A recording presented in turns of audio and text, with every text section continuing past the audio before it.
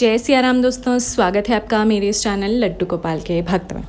आज की इस वीडियो में हम जानेंगे कि क्या भगवान से पैसे आदि की मांग करना, सुख सुविधाओं की मांग करना, क्या ये गलत है या फिर सही। क्योंकि भगवान तो हमारे माता पिता हैं, भाई बंधु हैं, तो उनसे तो हम कुछ भी मांग सकते हैं। हट से भी मांग सकते हैं, हक से भी मांग सकते हैं, ज़िद से भी मांग सकते हैं। आखिर हम पर उनका पूरा अधिकार है और उन पर हमारा। तो फिर इसमें गलत क्या है, चलिए जानते हैं। मनुष्य का अपने माता पिता के प्रति दो प्रकार का व्यवहार होता है। पहला व्यवहार जो बाल्यकाल में होता है वो कुछ इस प्रकार का होता है कि हम उस काल में जो है माता पिता का असली मूल्य नहीं समझ पाते और उनसे ज़िद करते हैं, अपनी मांगों को पूरा करवाते हैं। और कई बार तो ऐसा भी कहते हैं कि आपके कहने पर ही तो हम स्कूल जाते हैं, आपके कहने पर पढ़ाई करते हैं, तो आप हमारी मांग पूरी करें।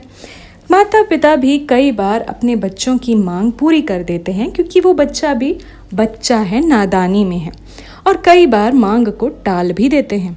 वही बच्चा जब बड़ा हो जाता है, समझदार हो जाता है, मैच्योर हो जाता है, तो वो जान जाता है कि मेरे माता पिता से केवल गिव एंड टेक का रिलेशन नहीं है, इससे बहुत बड़ा है, बहुत उच्च है। और तब जो है हम माता पिता का असली मूल्य समझ पाते हैं। कुछ ऐसा ही भक्त और भगवान का भी संबंध होता है। जब हम भक्ति में शुरू में आगे बढ़ते हैं, तब हम भगवान से कुछ भी मांग लेते हैं, उनसे कुछ भी जिद कर लेते हैं, क्योंकि उस समय हम भक्ति की नादानी में हैं।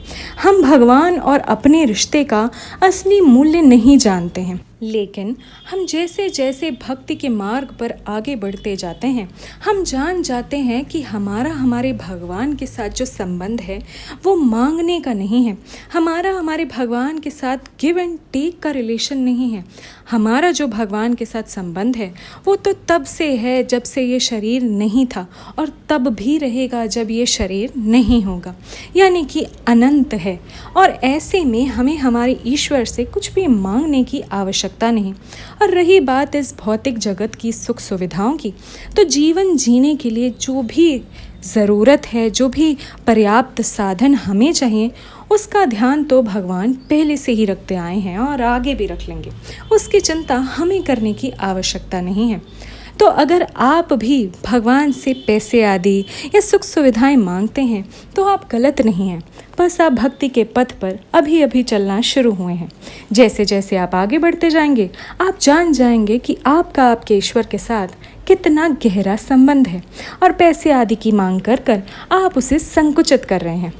तो मुझे पूरी उम्मीद है कि आपने आज की इस वीडियो से कुछ नया ज़रूर सीखा होगा, और आप चाहते हैं कि मैं इसी तरह की मोटिवेशनल वीडियोस, पूजा पाठ की विधियां आप तक लाती रहूं, तो मेरे चैनल को सब्सक्राइब ज़रूर कीजिएगा। अभी के लिए जय श्री राम।